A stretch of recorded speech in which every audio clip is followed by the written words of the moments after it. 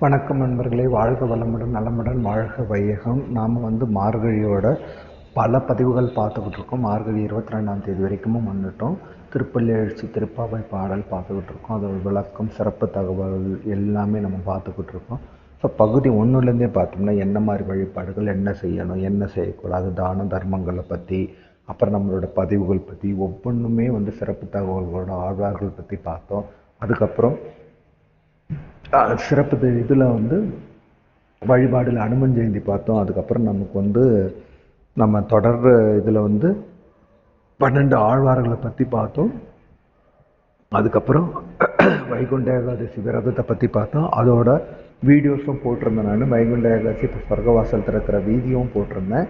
So மக்கள் எல்லோரும் பார்த்துட்டு ரொம்ப கமெண்ட்ஸ் நல்லா பாசிட்டிவாக கொடுத்துருந்தீங்க. ரொம்ப சந்தோஷம். ஏன்னா நம்ம சேனல் ஆரம்பித்து 1 இயர் நம்ம முடிய போகுது. ஸோ பல முக்கியமான தகவல்களையும் பதிவுகளையும் நம்ம இன்று ஒரு தகவல் சுதாமா யூடியூப் சேனலில் பார்த்துக்கிட்டு இருக்கோம்.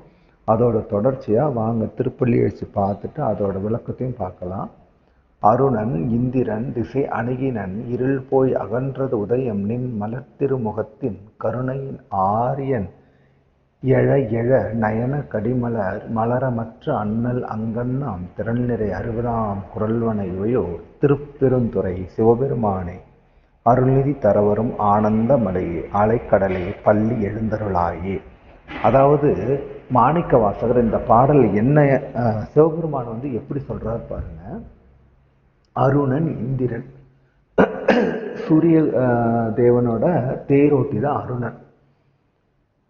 அவர் சூரியன் வர வர என்ன ஆகும், இருளெல்லாம் விலகும் இல்லையா? அது எப்படி வருதா, அப்படியே எழ எழ அந்த எழ எழ அவரோட முகம் அப்படியே மலர்ந்து தாமரை போல மலர்ந்து இருக்கிறதா. அப்போ இருளெல்லாம் விழுந்து போகிறது. நம்மளுடைய முகத்தின் மறுமலர்ச்சி அங்கே நமக்கு பிரதிபலிக்குதுன்னு சொல்லிட்டு எப்படி சொல்கிறாரு மாணிக்க வாசக பெருமான்? திரள் நிறை 60ஆம் முரல்வன இவையோர் திருப்பெருந்துறை பெருமானே. அதாவது எப்படி சூரியன் எழ எழ அனைத்து சந்திர கூட்டம் நட்சத்திர கூட்டம் எல்லாம் மறைஞ்சி போகுதோ, அதே மாதிரி சூரியன் எழ எழ நமக்கு என்ன, நம்ம கிட்ட இருக்கிற இருள், ஆணவம், கண்மம், மாயை இது எல்லாம் விலகி போகுது. இது எந்த இடத்துல அவர் நின்று பாடுறாரு? திருப்பெருந்துறை கோவிலில் அவர் பாடினது. இன்னொன்று திருப்பெருந்துறை இன்னைக்கு நாம் சொல்கிறது என்னது? ஆவுடையார் கோவில். ஸோ அந்த ஆவுடையார் கோவிலில் கட்டினதே யாருன்னா மாணிக்க வாசக பெருமான் கோவில் தான் கட்டினார். அப்படி அவர் கட்டின அதே கோயிலில் அவர் மங்களாசாசனம் பண்ணி அவரே என்ன பண்ணியிருக்காரு, இந்த பாடலையும் பாடி நமக்கு திருப்பள்ளி எழுச்சி நீ எப்படி வந்தாதான் பிரச்சனைகள் சால்வ் ஆகும்னு சொல்லிட்டு சிவபெருமானை பள்ளி எழுந்தருள செய்கிறார். வாங்க ஆண்டாளின் திருப்பாவை பார்ப்போம். அங்கன் மாஞாலத்து அரசர் அபிமான பங்கமாய் நின் பள்ளி கட்டிற்கீழே சற்சங்கம் இருப்பார் போல் தலை பெய்தோம் கிங்கினி வாய் செய்த தாமரை பூ போலே செங்கன் சிறிது சிறிதே எம்மேல் விழியாவோ திங்களும் ஆதித்யனும் எழுந்தாற்போல் அங்கன் இரண்டும் கொண்டு எங்கள் மேல் நோக்குதியோல் எங்கள் மேல் சாபம் இழிந்தேலோர் என்பவர். இதுல ஆண்டாள் நாச்சியார் என்ன சொல்றாங்க?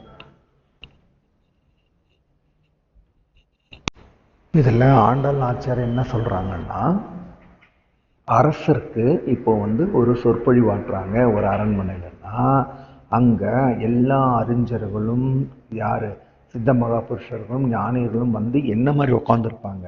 பள்ளி கட்டிற்கே சங்கம் இருப்பார் போல், சத் சங்கம். இப்போ சொற்பொழிவாட்டுறாங்கன்னா அங்கே மக்கள்லாம் கூடுறாங்களா, அந்த மாதிரி சத் சங்கம். அந்த மாதிரி நாங்கள் எல்லாம் உட்காந்துருக்கோம். யாருக்கு? உன்னோட அருள் பெறுவதற்காக.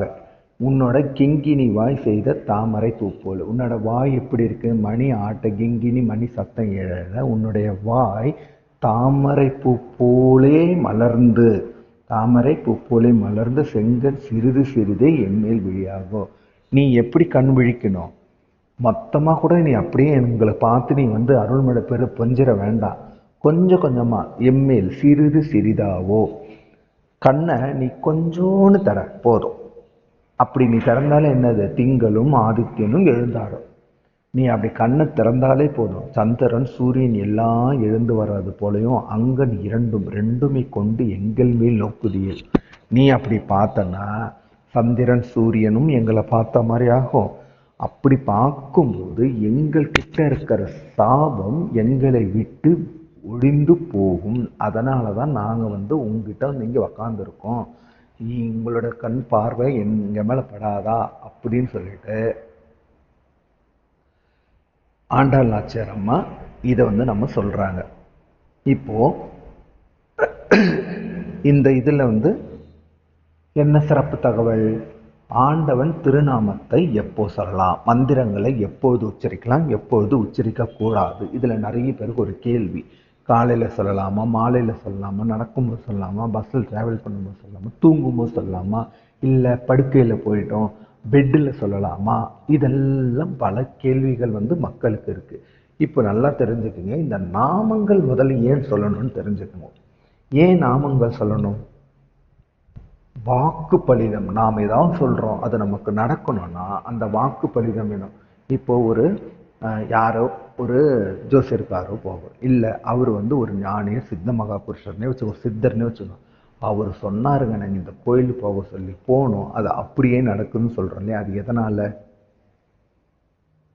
அவங்க சொல்லி ஏன் அது நடக்குதுன்னா, அவங்க சதா நேரமும் அவங்க என்ன சொல்கிறாங்க, மந்திரத்தை உபதேசித்து கொண்டிருக்கிறார்கள், மந்திரத்தை ஜபித்து கொண்டிருக்கிறார்கள். இப்போ ஒரு உதாரணத்துக்கு வச்சுப்போமே, சிவபெருமான வணங்குவோம். அவங்களுக்கு ஒரு சிவபெருமானோட அனைத்து விரதங்கள் இருக்கிறாங்க, இல்லை அம்பாலோடது இருக்காங்க, இல்லை முருகப்பெருமானுங்க, ஒவ்வொன்றுக்கும் ஒரு நாமம் இருக்குது.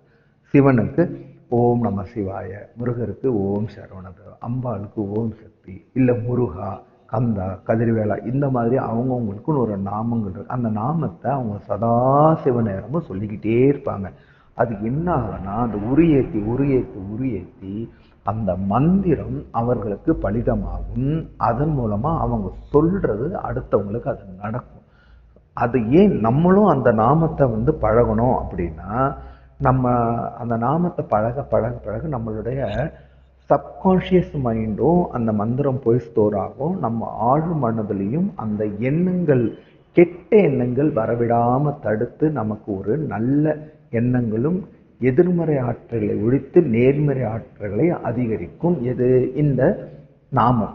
இந்த நாமம் சொல்கிறதோட பலனே அதுதான். ரெண்டாவது, நம்ம உள்ளத்தில் இருக்கிற தீய எண்ணங்கள் ஒழிந்து போகும். அப்போது நம்ம சொல்ல இப்போ நாம் அப்படிலாம் சொல்ல, முருகா, கந்தா, கதிர்வேலா, ஓம் முருகா, ஓம் சரணபா சொல்லிக்கிட்டே இருக்க நம்ம வேலைகள் கண்ணு ஒன்று பார்க்கும், வாய் ஒன்று சொல்லும், கை வேலை செய்யும். ஆனால் மனசு அந்த நாமத்தை ஜபித்து கொண்டே இருக்கும், உள்ள நமக்கும் அறியாமல். அப்படி இருக்கும்போது கெட்ட சிந்தனைகளை அது உள்ளே வரவிடாது. இப்படி நாம் பண்ணும்போது பெருமாள் கிட்ட ஓம் நமோ நாராயணா இந்த மாதிரி அவர்களோட நாமத்தை சொல்லணும். இதுக்கு சொல்கிறதுக்கு நேரம் காலம் கிடையாது, குளிக்கணுன்றது கிடையாது. எழுந்ததுலேருந்து படுக்கிற வரைக்கும், பெட்டில் வரைக்கும் நாம் அதை சொல்லிக்கிட்டே இருக்கலாம். அதில் எந்த தவறுமே கிடையாது. நாமத்தை சொல்லனால ஏதாவது ஆக போதா? ஒன்றும் ஆகாது. கெட்டது நடக்காமல் இருக்கும். அது போறாதான் நமக்கு நல்லது நடக்குதோ இல்லையோ, அது தள்ளி தான் நடக்கும். நல்லது உடனே நடந்துடாது இல்லையா? அது எப்போ நடக்கும்? அது கொஞ்சம் தள்ளி தான் நடக்கும். ஆனால் சொல்ல நம்ம அறியாமல் அது நமக்கு என்ன நடக்கும்? கெட்டது நடக்காமல் இருக்கும். ஸோ இப்போது எல்லாருக்கும் ஒரு தெளிவு வந்திருக்கும்னு நினைக்கிறேன். இறைவனத்தோட திருநாமத்தை எப்போ வேணாலும் சொல்லலாம். என்ன மக்களே, நம்ம பதிவுகள் எல்லாமே பிடிச்சிருக்கும்னு நினைக்கிறேன். மார்கழியில் தொடர்ந்து 22 பதிவுகள் வந்துட்டோம். திருப்பாவை திருவம்பாவை முடிஞ்சு திருவம்பாவை முடிஞ்சு திருப்பள்ளி எழுச்சி 2 நாட்கள் 20, 21, 22 3 பதிகங்கள் நம்ம பாடியிருக்கோம். இந்த திருப்பள்ளி எழுச்சி 10 நாள் தான்.